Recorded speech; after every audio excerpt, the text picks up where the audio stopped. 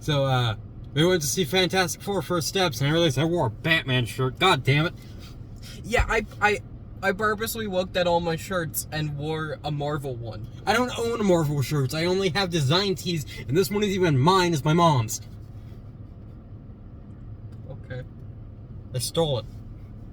Um, I'll let you start. it was good. Yeah.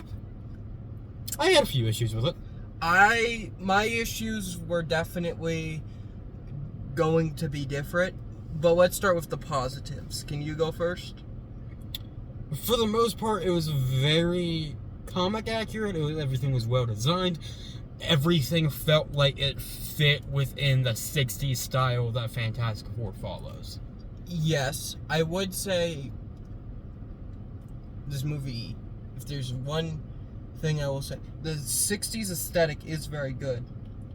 There is another movie with a 60s aesthetic that is still the best Fantastic Four movie, and that is still The Incredibles. But this is, like, I remember, like, you know, being a kid and, like, older parents, so they, you know, put on the Jetsons.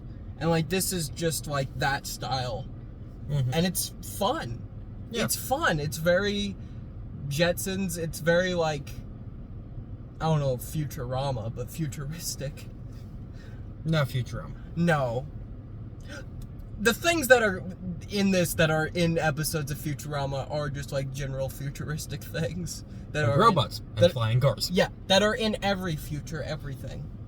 Yeah. You can't do a future without robots and flying cars. No. We have one of those things. Hey, look, a notification for Fantastic Four First Steps while we're doing a review of Fantastic Four First Steps. Saying the full title. Yeah? I think I wasn't sure about Pedro Pascal's Reed Richards. I wasn't sure about it either, but it's good. He worked. It works. He had a different take on the character. Definitely different take from what it's normal. Like, I feel like Reed Richards is usually,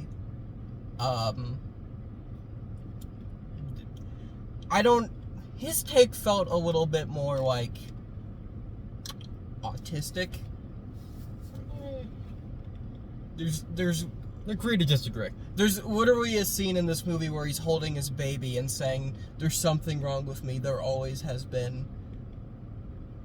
It's also because he's borderline insane in the comics. Yeah. That's definitely something I would say to my baby, though.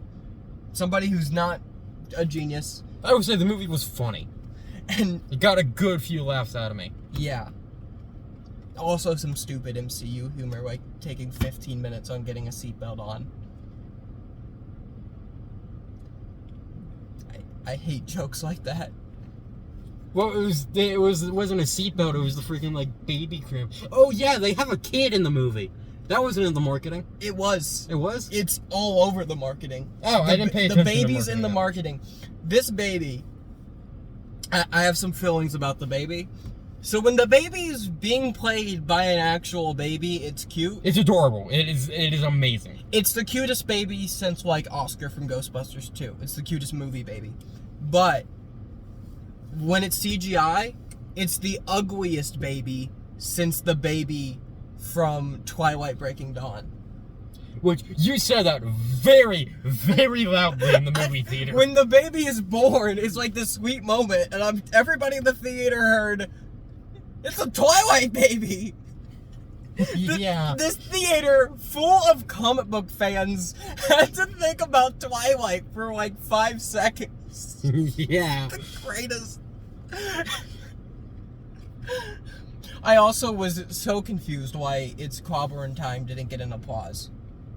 Yeah, no one applauds that. Why? Everybody should have applauded that. I was ready. I was anticipating it. Nobody gave a shit about one of the greatest comic book catchphrases of all time being said. Why? I don't know. I don't know. I was expecting something. I was expecting that to be this movie's chicken jockey. Yeah, I don't think anything's gonna be as big as that for a while. Not to that extreme, but like, I expected people to somewhat lose their minds, but I don't know. Also, nobody freaked out over Chicken Jockey in my theater for that movie either. I think I always end up in the theaters with the just most normal people. Not the people. Well, on considering where we drugs. are in the country, which I won't say where we are, but considering where we are, it kind of makes sense. We're in the South. Not going to say where in the South, but We're not in buttfuck nowhere. But we're very close to buttfuck nowhere. yeah. I just realized I wasn't on frame. But Yeah. can I get to the negatives? Yes. Do you want me to start? Yes. Because I have quite a few negatives about this. Yes. First of all, it made Galactus technological. I know Which- absolutely donkey shit about Galactus. The most I know about Galactus is that people were upset because he was a cloud. Galactus is a cosmic devourer of planets that's been around since the sixth cosmos. Mm-hmm. For a quick rundown for those who don't know, in the Marvel comics, it's split. There are like the way it's explained is there are cosmoses, which are pretty much different multiverses. So there's the first cosmos, which is where they each introduce ideas of storytelling. The first cosmos is existence. Second cosmos is death. Third cosmos is conflict. The fourth cosmos is what's the fourth one again? The fourth cosmos is deeper storytelling, like characters have emotions beside and motivations besides just, good and bad. Mm-hmm. The sixth cosmos, I skipped 5, didn't I? Yes. I don't remember which one the 5 one Okay. was. But the sixth cosmos is stereotypes. So like hero stereotypes. And then the seventh cosmos is mortal. And in the comics, Galactus was the last remaining creature from the sixth cosmos, which when you're the last one, you get brought into the new one as a cosmic being. To be fair, the general audience, meaning me, has no idea how much you explain it, what any of that means. So this is Galactus for people that aren't hardcore nerds. Says the man wearing glasses and has, Venom t-shirt on. Yeah, but to me, he's just a planet eater. This movie gave me a planet eater, and I don't have much issues with gender bends or anything like that. I'm just confused why they gender bent Silver Surfer. I'm not complaining. It led to some funny moments, but just why? I don't know. I'm just confused. I'm not complaining. I'm just I don't know, but I think gender swaps usually don't work. I think race swaps 9 times out of 10 work. And then you get, Severus Snape as a black dude. I don't give a shit about Harry Potter. There's a lot of issues with that. I think a character's race, if it's not important to the character, like how gender is not important to most characters. Well, It's like, if they gender bent Sue Storm, I'd be pissed because her entire thing is being a strong female. yes. You won't gender bend a main character. It's also like how I say you wouldn't race swap Bart and the Waco Kid from Blazing Saddles, because then the movie wouldn't work, because it's about racism. So it's like there's certain things you don't do, but you can race swap the Little Mermaid. Yeah. What does the Little Mermaid being white have to do with that story? Nothing. And Meanwhile, people always use this to rant about something completely unrelated. People use the argument, well, what if they race swap Tiana from The Princess and the Frog? It's like, no, her race is very important to that movie, to that character. That is a movie deeply rooted in black culture. You can't race swap The Princess and the Frog. The movie falls apart. One of my other issues was the CGI was good, but it still wasn't like Transformers 2007 good. Or was it 2000? I don't remember which year that came out, but like 2007. 2007. Mm-hmm. It wasn't original Bay Transformers good because that was fucking amazing CGI. Mm-hmm. But it's still better than what we've had in the MCU. It was better than Brave New World, which I said that was good. And then now it's better than that. Thunderbolts. I didn't see that. This is not better than Thunderbolts. this is not better than Thunderbolts. I think most I people... wasn't expecting Thunderbolts to be good, so I didn't go see it. Thunderbolts was amazing. This is not better than Thunderbolts. I like this movie. I like Thunderbolts more. I like this more than Brave New World. I like this more than Brave New World. Brave New World was up there for me. I don't know if I like this more than Deadpool and Wolverine. Oh, fuck no. I don't think I do. I think I might. I love inappropriate humor too much to place a PG-13-ish movie above Deadpool and Wolverine. You can take your kids to this movie. You can. You can't take your kids unless they're adults to Deadpool and Wolverine. Yes, you can, and yes, you should. Well, the movie's not in theaters anymore, but you can show it to them. People need to start showing their kids violent R-rated movies. We've had this conversation, and I'm not doing it again. It's a movie. What are they gonna see in a movie that's gonna fuck them up?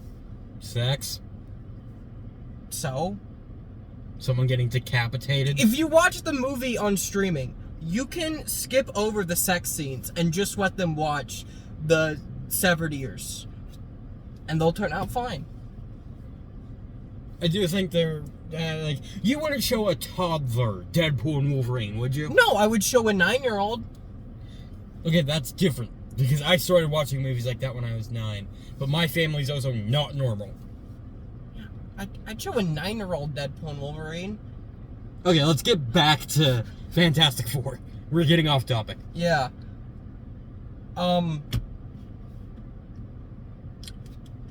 My negative is very simple.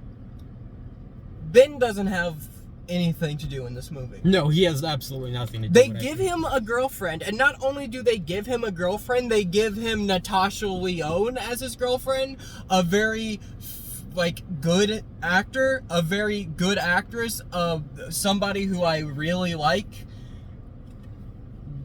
They do nothing with her. They do nothing with him. They show him looking at his human self, and he gets real sad, and then that's never revisited. I wonder why they don't do anything with him. I think it's because the 2000s movies focus so much on The Thing, where he was basically the protagonist of those movies, that they were like, we don't want to do that again. It's like, you don't have to do that again, but give him some screen time. Show him with Natasha Lyonne a little bit more often, you know? Like, they show it at the beginning of the movie and at the end of the movie, and that's about it. Yeah, I do think it's that they gave... I do think Johnny Storm is the best character. Yeah, I was gonna say I like how they gave Ben Grimm... Like, they purposely hired the most Jewish woman on the planet to play his girlfriend. Because if you didn't know, Ben Grimm is Jewish. I think most people know that. No. I think most people know that. When you were talking about Galactus War, that's something I don't think anybody in the general public knows about. I think... No, actually, not a lot of people know Ben Grimm is Jewish, because that has not come up in comics in almost 20 years. I feel like that's common knowledge. Not particularly, no. Then why do I know it? Because it was in the movie, it was in the older movies? Maybe. And those older movies are not popular enough for people to commonly watch them like you or me do. Hey, people like the old X-Men movies? That's different. What's the difference? Bad CGI. They both have bad CGI. Rewatch the first 3 X-Men movies. There's a lot of bad CGI. But they handle it better. There's also, like, blatant homophobia and racism metaphors in the X-Men movies that make people think that they're deep. And they are kind of deep, but not nearly as deep as you think they are. Having a metaphor doesn't automatically make you deep. Okay, what's the next thing in the process you normally do? Rating? Yeah. Okay, so what do we want to rate this? What are you going for? Because I'll place mine off yours. I like this less than Thunderbolts. I'm gonna give it the same grade I gave Thunderbolts, though. I think that this is an A. I did really like it. I would like it more, I would say, with more Ben and less Twilight Baby. I think the difference between you and me is you're the common viewer. Yes. You're the normal guy. Yeah. I'm the guy that knows way too much fucking about the lore of Fantastic Four. I have one thing I think I mentioned Ghostbusters 2 earlier. Mm-hmm. I want to do a quick parallel between this and Ghostbusters 2. Silver Surfer in this movie plays the role that Peter McNichol was in Ghostbusters 2, and Galactus is being Vigo. It's the same plot. They want the baby, they want the baby's powers, which is also the plot of Ghostbusters 2. So through a lot of this movie, I'm gonna be honest, I haven't seen Ghostbusters 2.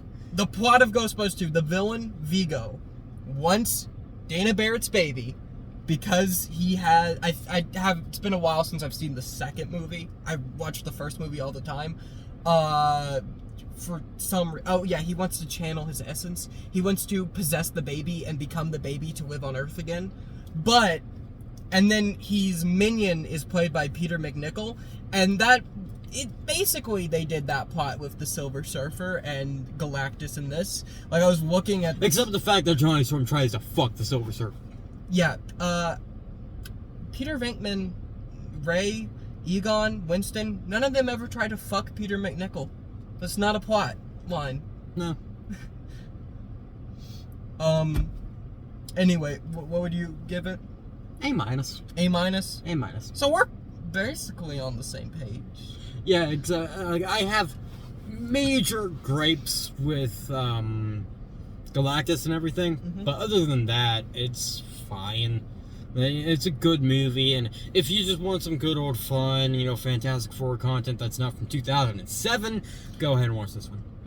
Or from 2015, or from 1994. We don't talk about the 1994 one. We always talk about the 1994 one. Because honestly, before this movie, it was probably the best one. We don't talk. Maybe Rise of the Silver Surfer's better than it. We don't talk about that one, Aiden. No, the one we don't talk about is the 2015 one. That's the one that's off limits. Both of them are. No, 2015 is way more off limits. 2015 is so bad. It's so much worse. It's one of the worst movies ever made. 2015 can rot in hell. 1994 can live forever on YouTube. Yeah, I'm gonna stick with my A-. I'm gonna say B or A-, whichever one you want to go with. Like B plus A-. You can switch between the two. Okay.